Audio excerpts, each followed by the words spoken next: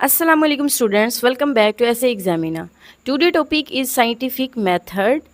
Scientific method क्या होता है? Scientist take specific steps for doing scientific work और रिसर्च। साइंटिस्ट जब भी कोई चीज़ टेस्ट करते हैं या कोई रिसर्च करते हैं तो उसके लिए वो कुछ स्पेसिफिक स्टेप्स को फॉलो करते हैं। These steps are called the scientific method. उन स्टेप्स को कहा जाता है साइंटिफिक मेथड।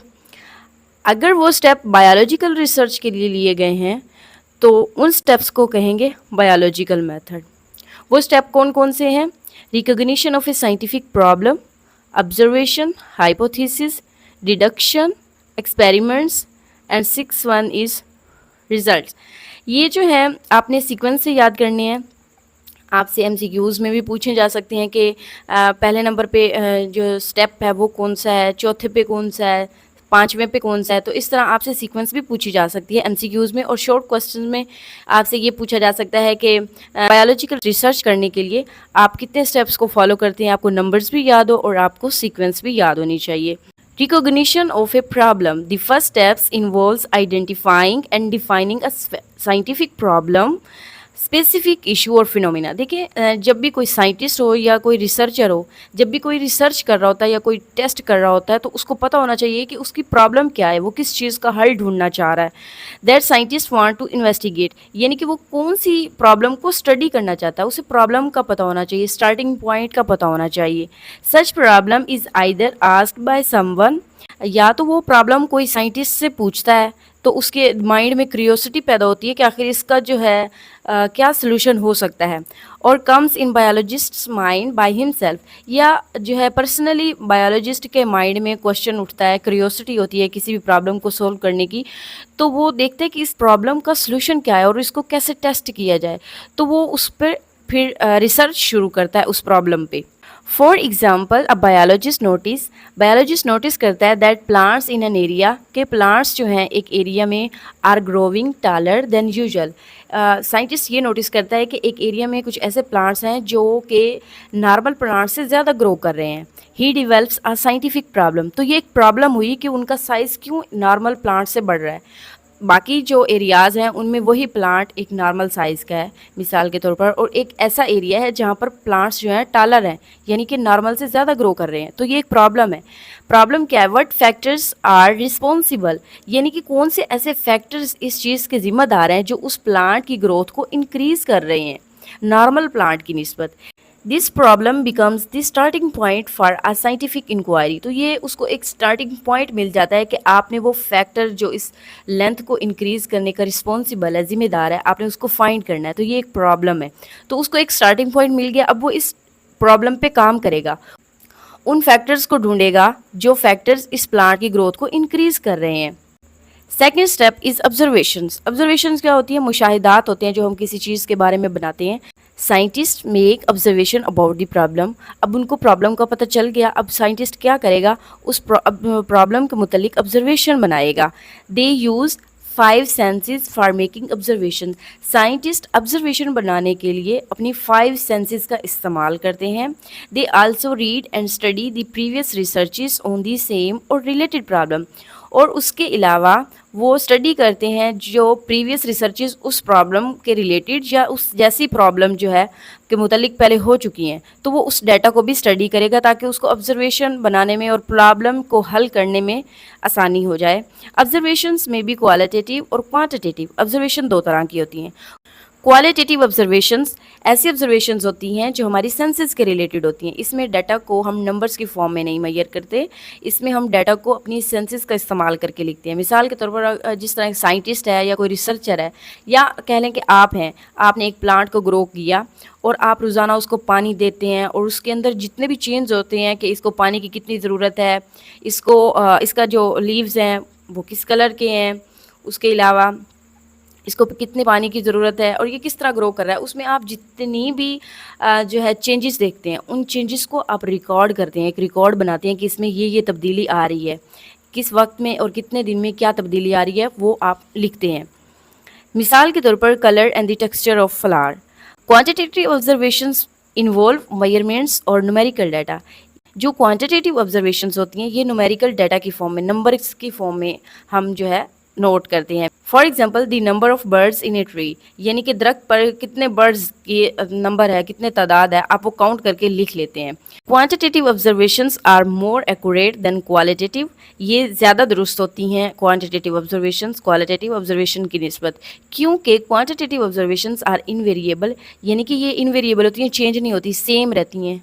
मेजरेबल, जिनको हम काउंट कर सकते हैं और बार बार काउंट करने से सेम आंसर आए, सेम नंबर जो है हमें मिले, and can be recorded in terms of number, और नंबर्स की फॉर्म में हम उसका रिकॉर्ड बना सकते हैं। इन शॉर्ट ऑब्जर्वेशन मुशाहिदात को कहते हैं। इसमें या तो आप अपनी 5 सेंसेस का इस्तेमाल करते हैं या फिर आप नंबर्स की फॉर्म में डाटा को रिकॉर्ड करते हैं।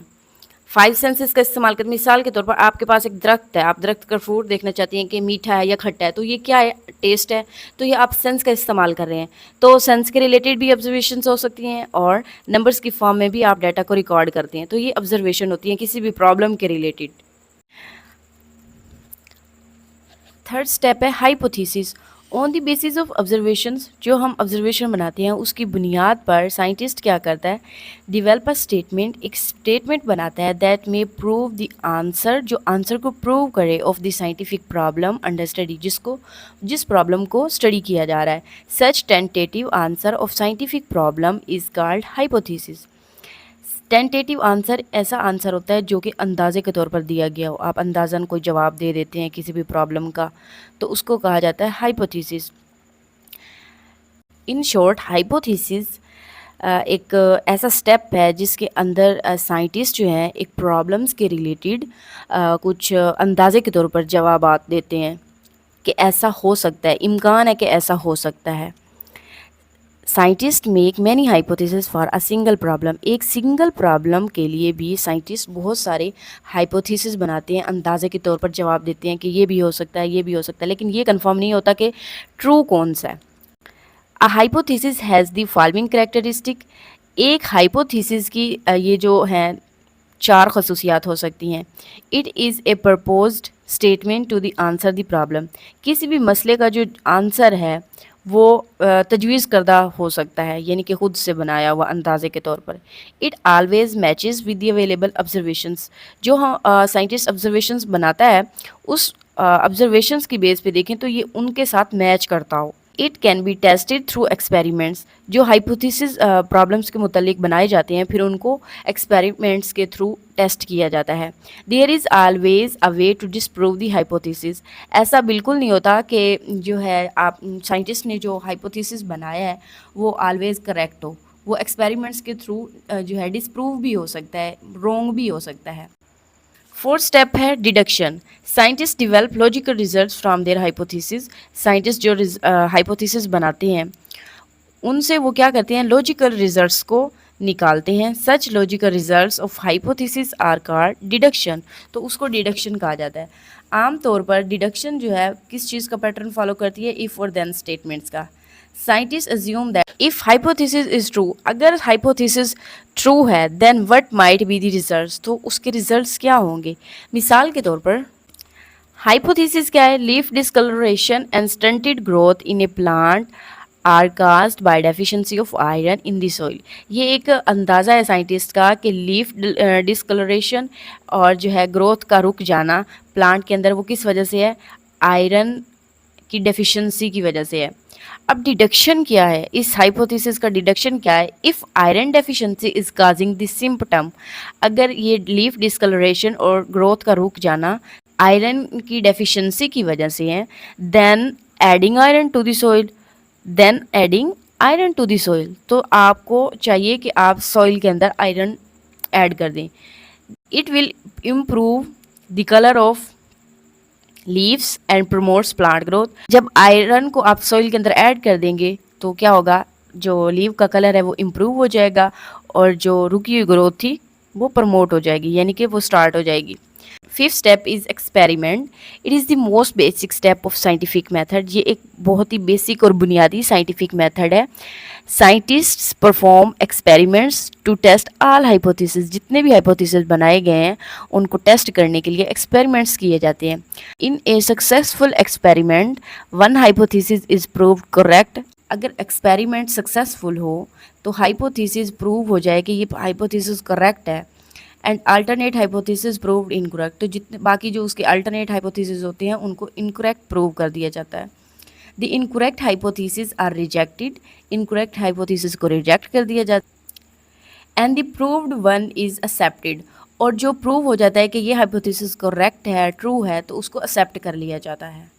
फिर जब हाइपोथेसिस प्रूव हो जाता है कि ये सही है, ट्रू है, तो उसके बाद डिडक्शंस की जाती हैं। Then they perform further experiments, उसके बाद मज़ीद एक्सपेरिमेंट्स किए जाते हैं and confirm the correctness of hypothesis, और ये कंफर्म किया जाता है कि ये हाइपोथेसिस करेक्ट है। जब भी एक्सपेरिमेंट किए जाते हैं तो साइंटिस्ट दो ग्रुप्स बनाते हैं, एक्सपेरिमेंटल ग्रुप और control group. For example, you want to do experiment, अगर आप एक्सपेरिमेंट करना चाहते हैं ये टेस्ट करने के लिए कि कार्बन डाइऑक्साइड फोटोसिंथेसिस के लिए ज़रूरी है या नहीं है, तो आपने क्या किया, दो प्लांट्स लिए, आपने एक एक प्लांट को एक एक ग्रुप में रख दिया, यानी एक कंट्रोल ग्रुप में और एक एक्सपेरिमेंटल ग्रुप में।